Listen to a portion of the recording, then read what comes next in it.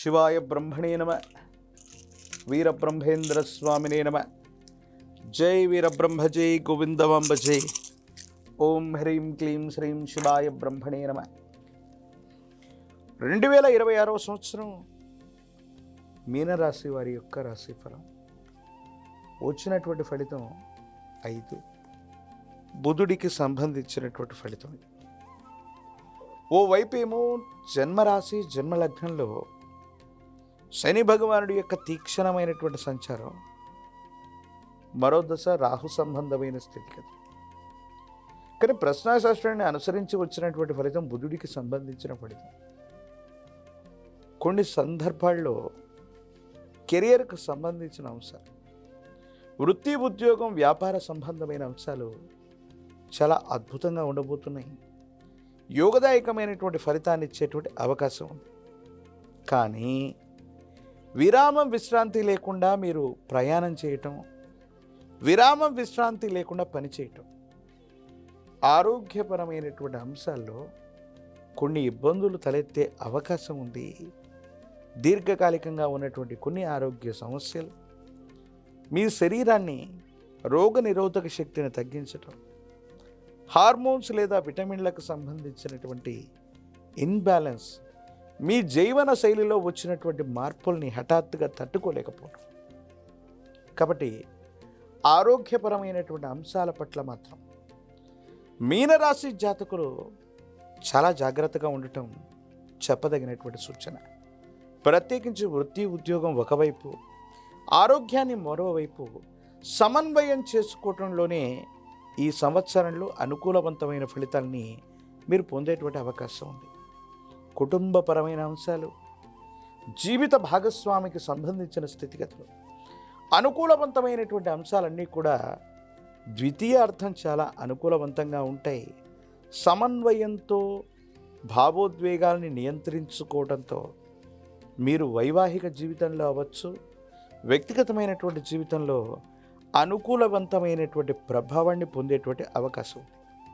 తొందరపాటు చర్యల వల్ల అవ్వచ్చు, తొందరపాటుగా తీసుకునేటువంటి నిర్ణయాల వల్ల వైవాహిక జీవితం అవ్వచ్చు, కుటుంబపరమైనటువంటి వ్యక్తులతో మనస్పర్ధలు వచ్చేటువంటి అవకాశం ఉంది.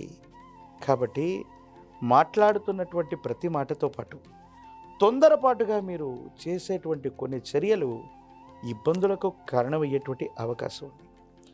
రహస్యమైనటువంటి మిత్రుడు, రహస్యమైనటువంటి సంభాషణ వల్ల వైవాహిక జీవితంలో ఇబ్బందులు తలెత్తేటువంటి అవకాశం ఉంది. అపోహలు, అపార్థాలకు తావికుండా ఉండేటువంటి ప్రయత్నాన్ని కూడా మీరు తప్పకుండా చేయాలి. మరోవైపు సంతాన సంబంధమైనటువంటి స్థితిగతులు, వాళ్లకు సంబంధించినటువంటి భవిష్యత్తు కోసం మీరు తీసుకునేటువంటి నిర్ణయాలు అనుకూలంగా ఉండబోతున్నాయి.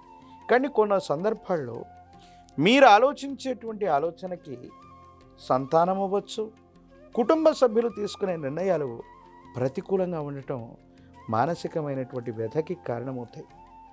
వాళ్ళ యొక్క సంక్షేమం కోసము, వాళ్ళ అభివృద్ధి కోసము మీరు బరువు బాధ్యతల్ని నిర్వర్తిస్తున్నటువంటి సందర్భంలో వాళ్ళు తీసుకునేటువంటి నిర్ణయాలు వేరొక రకంగా ఉండటం మానసికంగా ఆందోళన కలిగించేటువంటి అంశంగా చెప్పబడుతుంది. ఏది ఏమైనప్పటికీ కూడా మీనరాశి జాతకులు మీరు చేస్తున్న వృత్తి, ఉద్యోగం, వ్యాపార సంబంధమైనటువంటి అంశాలు అత్యద్భుతంగా ఉంటూ ఉంటాయి. కానీ ఆరోగ్యపరమైన అంశాల్లో శరీరంలో నీటి శాతం తగ్గిపోతూ ఉండటం, వృక్కములు లేదా గ్రంథులు, ఇతరత్రా వీటికి సంబంధించినటువంటి అనారోగ్య సంబంధమైనటువంటి పరిస్థితుల వల్ల ఆరోగ్యంలో ఇబ్బంది ఏర్పడటం లేదా ఏదైనా ఒక శస్త్రచికిత్స జరగటం అవకాశం ఉంది. కాబట్టి తస్మాత్ జాగ్రత్తగా ఉండండి. వేగంగా నడిపే వాహనాలు అవ్వచ్చు, వేగంగా నడుస్తున్న పరిస్థితులు వెళ్ళవచ్చు, కింద పడటం, దెబ్బలు తాకటం, ఎముకలు, కండరాలు, కీళ్ళు, తల భాగానికి సంబంధించినటువంటి అనారోగ్యం లేదా దెబ్బలు తాకేటువంటి అంశం ఉంది. కాబట్టి ప్రయాణాలు, వేగవంతంగా నడిచేటువంటి ప్రక్రియల్లో జాగ్రత్తగా ఉండటం చెప్పదగిన సూచన. విటమిన్ లేదా హార్మోన్ల యొక్క ఇన్బ్యాలెన్స్ మీ శరీరంలో జరిగే అవకాశం ఉంది. కాబట్టి వాతావరణ పరిస్థితులని అనుసరించి మీకు సంబంధించిన విశ్రాంతి అవ్వచ్చు, ఆహారాన్ని నియంత్రించుకొని తీసుకోవటం అనుకూలవంతమైనటువంటి ఫలితాలకి కారణమవుతుంది. ప్రథమార్థం మొత్తం కూడా మారుతున్న గ్రహగతుల్ని అనుసరించి ఇలాంటి పరిస్థితులు ఉంటూ ఉంటాయి. కాబట్టి సంవత్సరంలో ద్వితీయార్థం అత్యంత అనుకూలంగా ఉంటుంది. భావోద్వేగాల్ని నియంత్రించుకోవటం వల్లే అనుకూలవంతంగా ఉండే అవకాశం కనిపిస్తూ ఉంటుంది. రాజకీయపరమైనటువంటి రంగంలో ఉన్నటువంటి వాళ్ళకి పదవీ ప్రాప్తి అయితే, విద్యార్థులకు ప్రథమార్థం కంటే కూడా ద్వితీయార్థం అనుకూలవంతంగా ఉంటుంది. జ్ఞాపక శక్తి తగ్గిపోవటం లేదా పరీక్షలు రాస్తున్న సమయంలో అనారోగ్యం పాలవటం, మతిమరుపు కారణాల వల్ల సరైనటువంటి ఉత్తీర్ణత పొందలేనటువంటి పరిస్థితులు గోచరిస్తుంటాయి.